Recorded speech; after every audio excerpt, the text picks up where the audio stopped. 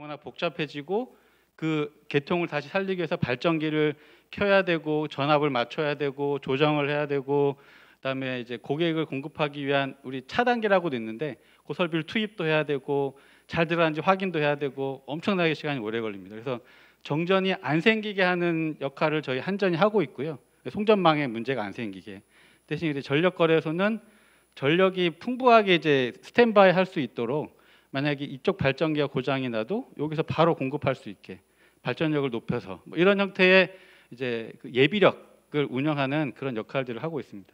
간단히 말씀드리면 저희 한전은 전기사업법과 그 전기사업법 안에 있는 이제 고시 중에 신뢰도 고시라고 있는데 우리 전력계통에서 우리 전기를 쓰실 때 이런 기준에 맞게 해라.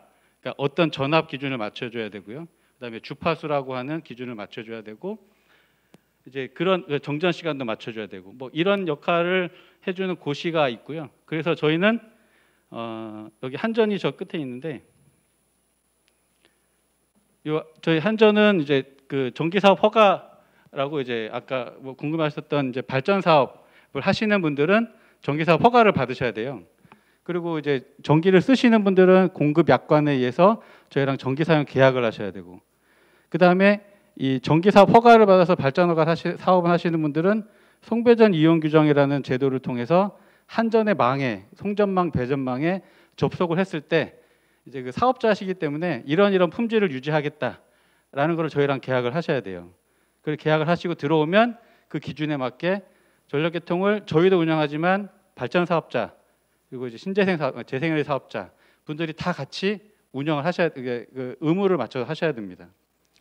그래서 이런 산업통상자원부에 이런 기준이 있고 그다음에 이런 거를 결정하는 위원회가 또 하나 있어요. 전기위원회라고.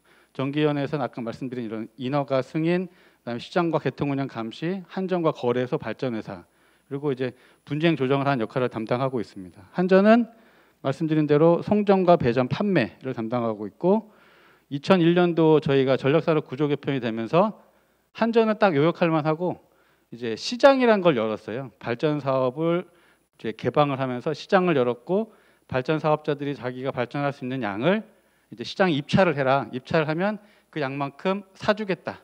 대신 파는 거는 한전이 다 사서 이제 일반 국민들한테 다 공급을 해라라고 바뀌어서 이 전력 거래소가 생기면서 전력 시장을 아까 말씀드린 입찰 시장 운영을 하고 그다음에 입찰 시장 운영이 가장 중요한 거는 발전기를 켜고 끄고 하는 역할을 좀 해줘야 되는데 그 켜고 끄는 역할과 우리 망에 대한 운영의 그 안정성을 위한 운영을 계획을 세우고 운영하는 역할을 하고 있고 저희는 그 운영 기준에 맞게 일부 선로는 거래소의 지시를 받아서 운영하고 일부 선로는 이제 저희가 자체적으로 선로의 과부하가 안 생기게 그러니까 일반 정상 운전보다도 더 많은 전력이 걸려서 설비가 뜨거워지거나 과열되거나 폭발하지 않게 잘 운영을 하는 역할들을 하고 있습니다. 이건 이제 다들 아시는 내용이니까 그 정확한 장소에 적기에 공급을 하는 게 최대 관건이다라는 얘기를 이 분들이 많이 하셨고요. 저희도 이제 이거에 맞게 그 에너지 대전환 시대에 전력 공급이 가장 중요한 역할을 한다라고 해서 열심히 일을 하고 있습니다. 그러면 제가 이제 설비를 간단히 소개시켜 드릴 건데 저희가 발전소에서 가공 송전 선로라는 그 선로를 이용을 해서 전기를 가지고 오고요. 또 나 가공이 싫다. 여기는 저기 민가가 많고 주민들이 많은 지역이다라고 하는 데는 지중으로 또 설치해 드립니다. 안 보이게. 지중 송전 선로. 그다음 얘네들을 끌고 와서 거기에다가 이제 변압기를 놓고 높은 전압으로 가져왔기 때문에 일반 가정으로 들이질 못해요. 그래서 변압을 해서 낮추는 역할을 하는 데가 있고 그다음에 고객한테 보내드리기 전에 이렇게 열고 닫고 우리 스위치 같은 형태의 설비들이 있습니다. 그 설비에 대한 거와 우리 한전에서 운영하는 이 변압기라고 하는 이 설비가 있는 변전소가 있는데 이 변전소가 어떻게 구성이 되어 있는지만 간단히 설명드리고 또 이제 그 개통의 현황으로 넘어가도록 하겠습니다. 보시면 이게 철탑이라고 하는 건데 아마 쉽게 여기 오면서 보니까 많이 보이더라고요. 왜냐하면 전기를 많이 쓰시는 데는 이게 반드시 들어가야 됩니다. 이게 없으면 전기를 못 쓰세요. 근데 지금 가장 큰 민원은 나는 여기서 전기를 안 쓰는데 저쪽 발전소에 생산한 거를 철탑을 쭉 연결을 해서 수도권까지 간다. 나는 반대다. 이런 얘기를 많이 하시는데 뭐 사실 틀린 얘기는 아닙니다. 이 철탑이라고 하는 건데 요 맨 위에는 이제 그 가공지선이라는 게 있고요. 번개가 치게 되면 우리 전기 기반의 설비들은 이 번개로 인한 서지로 그 폭발을 할 수가 있습니다. 그래서 이 서지가 내려왔을 때 가공지선을 통해서 이렇게 밑으로 쭉 해서 이제 그 낙뢰를 받아주고요. 그 다음에 여기 보이시는 것처럼 이렇게 세 가닥의 도체가 있는데 사실은 세 가닥이 아니고 엄청나게 많이 갑니다. A, B, C 상이라는 교류 방식을 통해서 전류가 가기 때문에 저런 선로를 통해서 이제 도체로 전기를 보내고 있고요. 그 다음에 이 선로를 보내려고 하면 이 도체는 사실은 저희가 만지면 감전이 돼요. 그렇기 때문에 철탑이란 지지물을 세우고 여기다 이제 사기, 유리 또는 사기로 된 절연체를 설치를 합니다. 그래서 이 사이는 절연이 돼 있어요. 절연이 돼 있고 여기는 전류가 흐를 수 있어서 이게 안 닿게 일정한 이격거리를 두고 설비를 운영하고 있습니다. 그래서 일부 구간에서는 낙뢰가 쳤을 때 피레기로 다 잡아주는데 저 가공지선으로 일부 구간은 좀 안 돼 가지고 고장이 났다가 바로 복구하는 형태로 개통이 운영되고 있습니다. 이제 아까 말씀드린 내용이 이 내용이고요. 그러면 지중 송전선로는 어떻게 돼 있냐? 저희가 이제 뒤에도 있지만 전압계층이 765라는 게 있습니다. 765라는 게 원자력 발전소나 대규모 발전소에서 전력을 멀리 끌고 오는 이제 전압 계급이고, 그다음에 345라고 지역 간 융통하는 선로가 있어요. 한 3기가에서 2기가급에 대한 선로를 말씀드리는 거고, 그 내부에 이제 지역에 하는 건 한 500메가의 전력을 보낼 수 있는 선로들.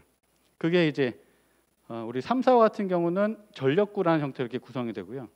1호사는 관로, 땅을 파서 이제 관을 묶고 거기다가 케이블을 넣는 형태로 할 수 있습니다. 근데 이게 케이블을 끝까지 보내줘야 되는 다 못 가잖아요. 그러면 중간에 이제 접속을 시켜야 돼요.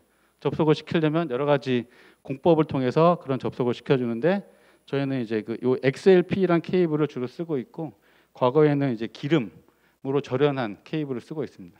아까 가공지선하고 보시기엔, 아까 철탑하고 보기에는 되게 심플해 보이시잖아요. 여기가 안에가 전류가 흐르고 나머지는 다 절연하는 겁니다. 외부에 전기가 노출되지 않게. 비싸요.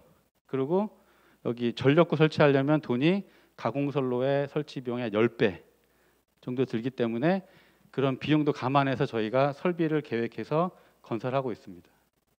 그럼 이런 설비들이 오면 저 끝에 보셨던 원자력 발전소, 그다음 복합 화력 이런 데서 전압이 22kV나 18kV로 만들어진 전압을 올려줘야 돼요. 멀리 보내려면. 그래서 765라는 전압을 올려줍니다. 그러면 765 송전선로로 우리 개통변전소를 보내주고 그 개통변전소에서 다시 전압을 낮춥니다. 1호사 낮춰서 1호사로 공급할 수 있는 배전용 변전소를 보내주면 이 배전용 변전소에서 공장 380V를 쓰는 공장, 그 다음에 전등만 쓰는 데 있다 그러면 이제 건물엔 220을 넣어주고요. 그 다음에 배전 개통 22,900으로 바로 공급하는 개통도 있습니다. 그래서 이렇게 공급해주는 형태로 전압을 또 낮춰주고 올려주고 하는 게 저희 변압기의 역할입니다. 가서 보시면 혹시 이렇게 보셨겠지만 어마어마한 설비들이 있습니다. 여기에 저희 직원들이 근무하고 있고, 이제 전자파 얘기도 많이 나오는데 사실은 저희는 여기 변전소에 근무하고 상주하고 옆에 사택에 살고 이러면서 지금 저도 한 23년, 4년 이제 한 자리 근무했는데 저는 사실은 이제 변전소 근무는 한 2년밖에 못 해봤어요. 본사 와서 이제 기획 업무를 하느라 1호사 변압기, 345 변압기, 765 변압기 크기가 거의 한 2배에서 5배 이렇게 엄청 커집니다. 그러면 이제 이런 변압기까지가 있으면 이제 고객한테 연결해주기 위해서는 이렇게 각 계층별로 이제 투입을 해야 되거든요. 넣고 빼고 해주는 스위치 역할. 스위치 역할이 없으면 사실은 고장이 나면 다 녹아버립니다. 그래서 끊어줘야 되기 때문에 그런 계통에서 분리해줄 수 있는 역할을 할 수 있는 게 이런 차단기라는 설비들이 있습니다. 이것도 사실은 저희 변전소 가면 한 층을 다 차지하고 있어요. 어마어마하게 설비가 많습니다. 이런 식으로 이제 차단기가 설비를 쫙 구성해 놓고 운영을 하고 있고, 이게 이제 저희가 원래는 예전까지 한 10몇 년 전까지는 그 일반 평지에 땅이 좀 저렴한 지역에다가 변전소를 지어서 거기에 이제 그 설비들 다 공기중에 노출해 놨어요. 그게 제일 싸거든요. 공기절연이라고. 근데 지금은 가스절연, SF6라는 가스를 넣어놓고 압력으로 압축을 시키면서 전기가 그 외관에 흐르지 못하도록, 이게 방전이 안 되도록 설비를 구성을 해서 GIS라는 설비를 구성하고 있고, 차단도 이 가스를 이용해서 같이 차단을 하고 있습니다. 그래서 이제 이런 형태로 요거 하나가 고장이 나도 이쪽에서 연결이 다 돼 있는데 하나가 고장이 나도 이쪽으로 운영할 수 있게 이중 모선이라는 형태로 저희 모든 변전소는 765, 345, 154 변전소 전체 2만 모선까지도 다 이중 모선을 운영하고 있습니다. 하나가 고장이 나도 정전이 안 생기도록 바로 절체할 수 있게. 비용이 많이 비싸죠. 765와 345, 154가 있는데 아까 말씀드린 대로 765는 큰 한 3기가 이상이 되는 발전력을 보내주는 거고요. 이렇게 링으로 구성이 돼 있어서 345는 지역 간 전력 전송을 해주고 345 밑에 154를 또 링으로 구성을 해서 여기 목포나 아니면 남학 이렇게 전력 공급을 해드리고 있습니다.